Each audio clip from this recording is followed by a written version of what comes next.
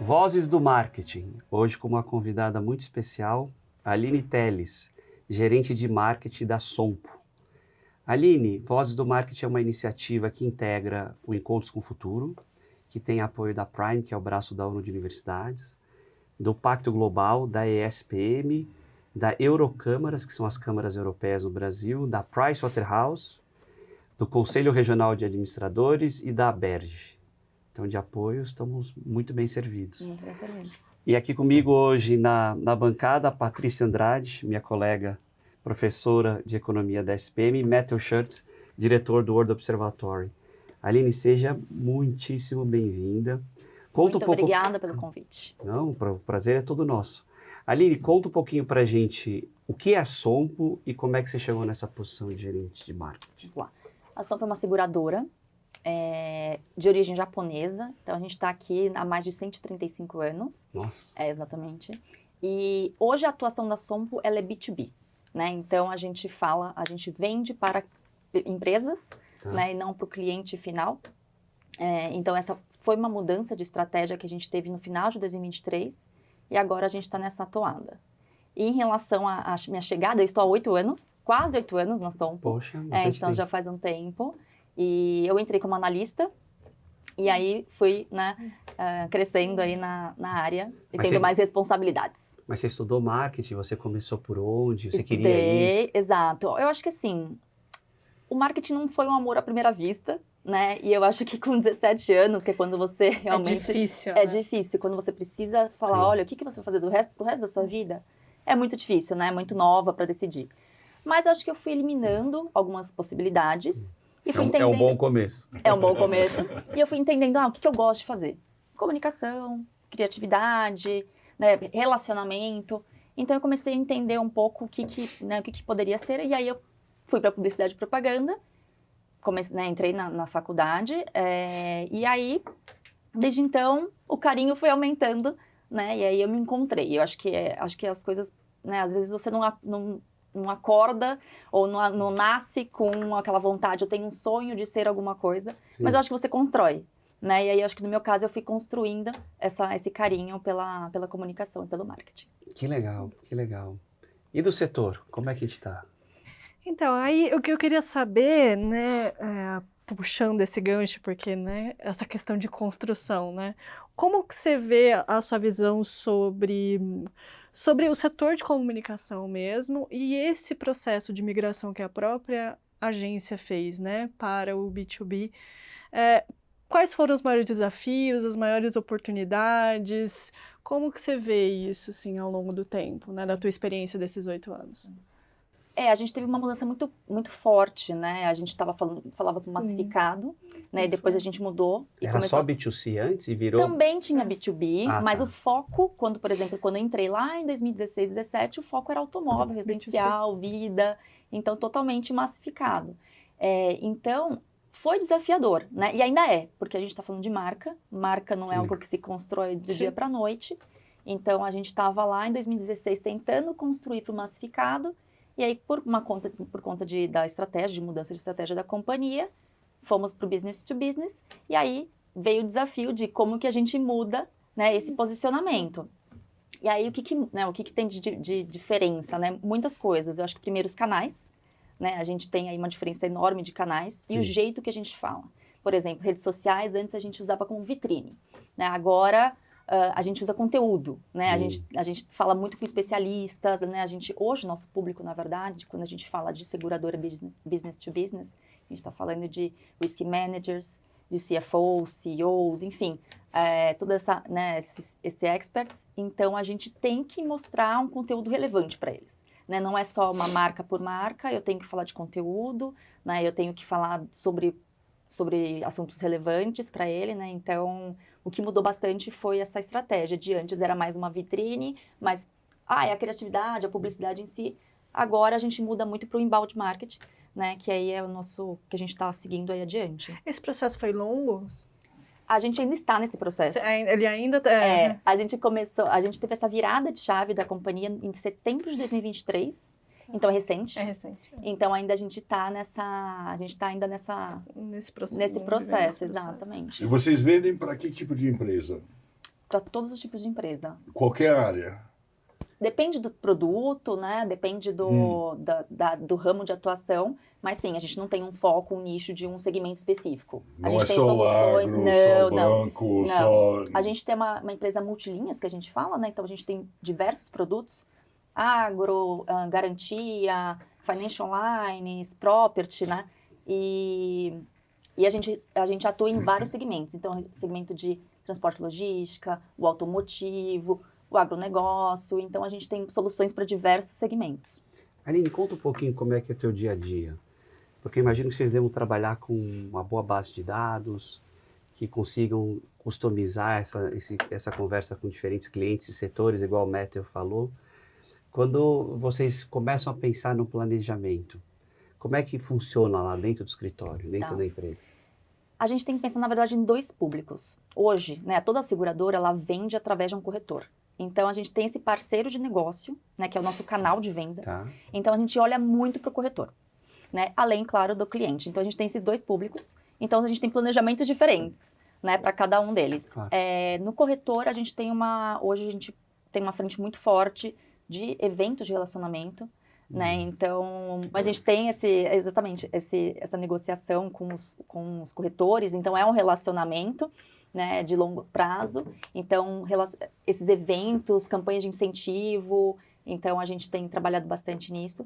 E na parte de clientes também, como eu falei, conteúdo, né, conteúdo relevante para essas pessoas, para eles ajudar no processo de decisão. Então, a gente vai muito para o digital. Isso muito alinhado com a Sompo International, que hoje a gente é um grupo, né? Então, a gente foca bastante no digital hoje.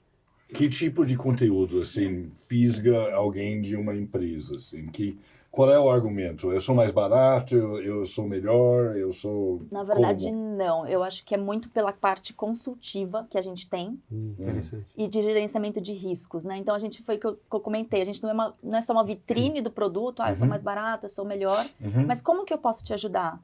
Né? Como os meus especialistas, hoje o nosso mote é especialistas em proteger responsabilidade. Como os nossos especialistas podem ajudar a sua empresa a melhorar, a ter sustentabilidade, etc. Então, é muito consultivo, né? E muito gerenciamento de riscos, que é uma pauta super, que engaja muito, que as pessoas estão muito, né, toda hora querendo saber sobre gerenciamento de riscos, né, em diversos ramos. Quando você fala desse tipo de comunicação em que você está oferecendo uma consultoria, é curioso porque você está em vários setores, e esses setores são hiper especializados. Hiper. Quando o seu consultor está em contato, ou mesmo a empresa em si está em contato, quanto vocês descem na camada para ajudar na questão, né, consultiva? Porque eu entendo, se você oferece um produto, você domina o produto. Sim. Você fala, esse é o preço, esses são os benefícios, né, são as variáveis, esses são os nossos diferenciais. Mas quando você vai, de certa forma, contribuir com o estratégico da empresa, você precisa descer umas camadas, né? E como é que vocês montam isso? Vamos falar com a turma do agro, vamos falar com a turma da construção, vamos falar com o pessoal, ou vocês capacitam o teu consultor? Como é que funciona essa parte de qualificação? Na parte do marketing, a gente trabalha muito um awareness, né, de marca, né, e uma consideração, pensando em funil. Então, a gente faz os conteúdos especializados para cada ramo. Por exemplo, a gente teve agora uma campanha especificamente para transporte e logística, que a gente mergulhou mesmo nesse ramo e a gente mostrou todas as soluções que a gente tem. E aí, claro, o segundo passo é a área comercial, junto com o corretor, né, sempre o corretor junto, fazer essa parte mais do tático, né, de descer mais essa informação com o cliente. Então, assim, eu acho que é uma junção, né? Começo aqui com awareness, com consideração, e depois para descer, né, mais no tático, aí fica aí no papel mais do corretor e da área comercial para tentar fechar esse negócio. Interessante. E quando a gente começa a falar um pouco de futuro, a gente tem uma revolução tecnológica enorme vindo, a gente tem, de certa forma, uma abundância de dados, né, porque todo mundo está o tempo inteiro aderindo a alguma coisa, está contribuindo com informação, dando feedbacks. O que você enxerga? Você acha que vocês conseguem expandir mais a base, usando, por exemplo, inteligência artificial, para oferecer serviços mais customizados? Vocês têm iniciativas nessa linha? Nós temos inteligência artificial, né, Tá. em diversos ramos, em diversos departamentos da companhia, justamente para isso, né? Acho que a gente está falando de uma era muito de... Antes a gente falava de personalização, agora a gente fala muito de hiperpersonalização. Então, eu acho que a gente está no caminho, né? Já tem algumas frentes de trabalho lá, mas eu entendo que não só o ramo de seguros, né, mas outros ramos, eu entendo que a gente ainda tem um caminho, né, ainda a seguir, né? Mas eu entendo que AI, com certeza, Vai estar na estratégia da empresa. já está, né, em algumas frentes, e no marketing a gente tem algumas frentes, né, usando aí, por exemplo, a generativa, né, que ajuda a otimizar, né, tempo, a criar conteúdos mais específicos, personalizados. Então, acho que não tem como a gente fugir, né? A AI está aí para nos ajudar e a gente tem muito que aprender ainda. Tem algum desafio específico no uso dessas ferramentas que vocês ainda sentem que tem alguma questão, assim, com o uso de inteligência artificial que ainda, digamos assim, de alguma maneira tem um pé atrás ou alguma coisa que ainda precisa ter uma rechecagem, digamos assim? Pensando assim no marketing, na área de Sim, marketing, né? Eu acho que tem um pouco de... A gente tem que tomar o cuidado de autenticidade, Sim. né? Sim. Então, eu acho que isso fica um pouco... vocês estão fazendo conteúdo com AI, mas e a nossa autenticidade, né? Como é que a gente fica? Então, eu acho que assim, AI é sim uma ferramenta de ajuda. Eu acho que ele é um assistente criativo, Sim. né? Eu pensaria como um assistente criativo. Só que o humano tá lá para refinar, para dar o tom e dar autenticidade, né? Para o processo todo. Para o processo todo. Então, acho que pensando na minha área, esse é o desafio de achar, não, ninguém vai tomar o seu lugar, né? Tá tudo bem. Tá tudo bem. Tá tudo bem. Só é um assistente pra gente. Aline, conta um pouquinho para a gente essa guinada que vocês deram para os seguros corporativos e de agronegócio.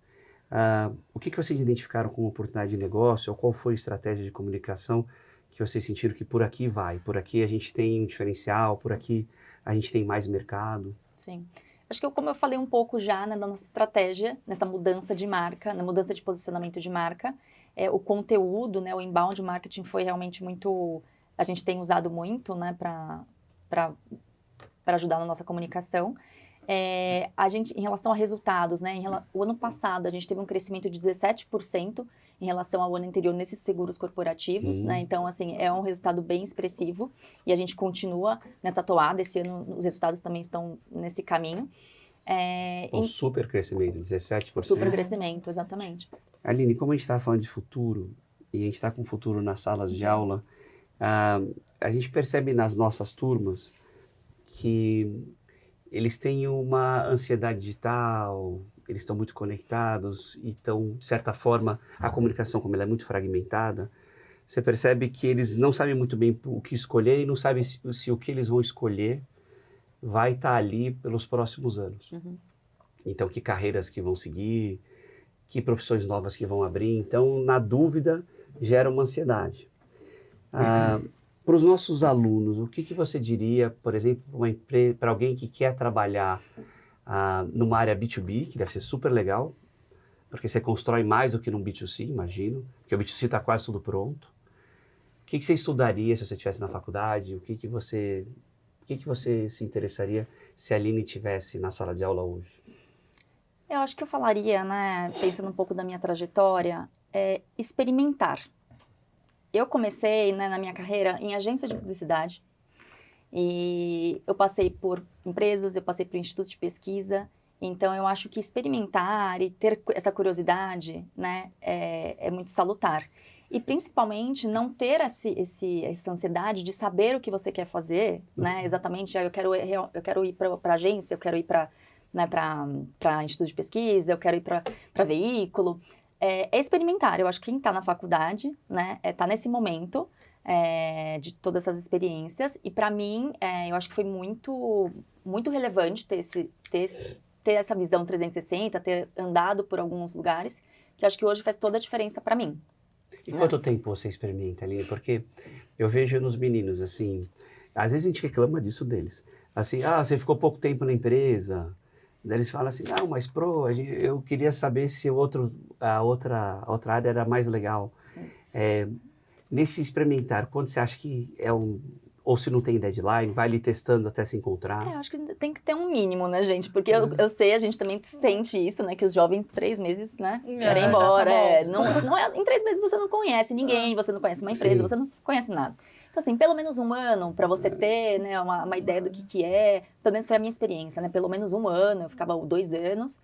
Não é ficar pulando de galho em galho, mas eu acho que para você entender o que é mesmo, tem que ficar um tempo mínimo.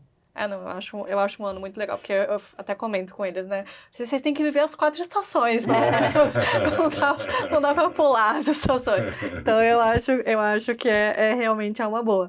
Do ponto de vista do setor, né? Então, por exemplo, como que você acha que vai estar o marketing de seguros, principalmente para quem vai entrar nisso? Como é que você vê o futuro, né? Aproveitando que a gente está falando de futuro, Sim. Como é que você está vendo o futuro do setor? Tá. Eu acho que o setor, ele ainda não é tão desenvolvido, né, no marketing, por exemplo, até em investimento, né, quanto outros ramos, né? Estou falando de bens de consumo, né, do B2C, Sim. que a gente vê um investimento muito maior, uma visibilidade muito maior. Então, a gente está, mas tem uma curva de crescimento nesse investimento, pensando no mercado em si.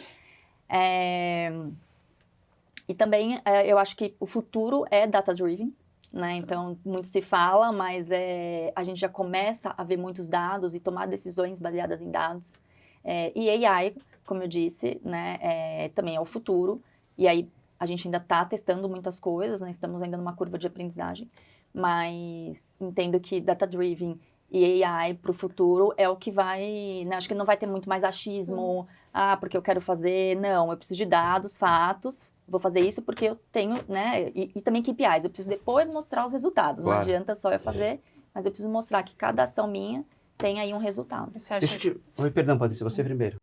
Eu só queria dizer, você acha que essas são as competências, então, fundamentais para uma pessoa que está, tipo, em relação a AI, a data-driven? Tá atento a isso. Tá atento. Isso, mas não perdendo os skills, né, da comunicação clara. Tá. E também de você ser adaptável. Como tudo Sim, muda flexível. muito rápido, Flexível. né? Assim, no marketing, tudo é muito, muito rápido. Informações, etc, né? Por exemplo, numa semana a gente faz uma estratégia para uma rede social, aí na outra semana a gente tem que mudar porque o algoritmo mudou, né? Então, assim, a pessoa tem que ser uma pessoa adaptável, estar aberta para o novo, porque tudo muda toda hora e cada dia está mais rápido. Antes demorava uns 3 meses para mudar alguma coisa. Sim, Agora tá mudando na semana, às vezes no dia. Às vezes é AI, né? A gente tem uma... Depois reclamam da ansiedade, mas é muito, né? Mas é isso, né? Eu acho que a ansiedade também, ela vem disso, dessa aceleração, Sim. né? Então eu não culpo os jovens. É vida 1.5. Aline, deixa eu te perguntar um ponto. Você falou dos KPIs. E é interessante pra gente. Como você vê, por exemplo, como a Sompo vê, e depois queria que você comentasse um pouco da cultura japonesa ali da empresa, você deve ter uma vivência incrível. A construção da marca, por exemplo, em grandes mídias, e as no digital. Porque a gente vê muita energia, muito recurso indo para o digital, mas algumas empresas que são vanguarda não abandonando as duas linhas. Porque sabem que construção de marca é de médio, longo prazo, estruturante, e o digital ali está apoiado na marca. Até a gente teve uma entrevista muito legal aqui, e acho que foi da diretora das Casas Bahia. Ela falou assim, uma boa parte do digital bebe da TV, que você percebe os comentários. Aconteceu uma coisa da TV, um monte de gente. Como é que você vê mídias tradicionais e novas mídias? Sim. Eu acho que as duas coisas se conversam e eu acho que o offline não vai morrer. Né? Antes, quando começou o digital, né, o offline vai morrer, não vai ter mais TV, não vai... Não, eu acho que eles se complementam. E quanto mais touchpoints você tem na sua campanha, melhor você cobre, né? Então, eu entendo que não vai... Claro que o investimento no offline, ele acaba sendo muito maior. Hoje, a publicidade no Brasil, ela é cara, né? Então, são grandes anunciantes, né, que utilizam mais do offline. Mas por isso que o digital, ele conseguiu dar uma acessibilidade para mais marcas, etc. Né? Mas é um complemento, né? Eu acho que empresas que conseguem juntar as duas coisas, né, o offline com o online, eu acho que é aí que está, né, o ganho maior de marca, porque você consegue atingir diversos canais, diversas pessoas, claro, no seu público-alvo, Claro. mas você consegue ter uma constância e frequência em diversos canais. E a cultura japonesa dentro da empresa? É presente? Vocês sentem uma organização especial, algum tipo de visão? Ela é presente, só que a gente está numa mudança, né? Apesar de sermos japoneses, né, da empresa ter aí mais de 135 anos no Japão, a gente teve uma virada também, que hoje a gente está mais americano e inglês. Ah, é? Porque hoje a gente responde para a Sompo International, então a gente está aí, né, debaixo do guarda-chuva da Sompo International, que fica, né, que são americanos ou ingleses. Então a gente até brinca que agora a gente está bem menos japonês. mas sim, é claro que... Você percebe a diferença? É o método americano, porque Americano, a gente percebe um pouco, sim. Sim. Percebe um pouco a diferença, né? Acho que a gente está se adaptando, isso faz um ano, mais ou menos, que teve essa mudança. Mas, claro que o DNA japonês está com a gente e a gente também usa isso como um atributo forte, porque no Brasil, marcas japonesas são confiáveis, né? Sim, As pessoas sim. realmente tem um peso enorme. têm o peso, então a gente ainda usa como atributo, não tão forte igual a gente usava, mas a gente usa hoje global. Hoje a Sompo está presente nos 5 continentes, então a gente é visto como uma empresa global e esse é o posicionamento que a gente quer também deixar aí para as pessoas. Genial. Obrigado, Aline. Parabéns pela posição que você tem e pelas trilhas. E gostei muito do conselho, segura, mas no mínimo 1 ano. Exatamente. Obrigada. Foi um prazer.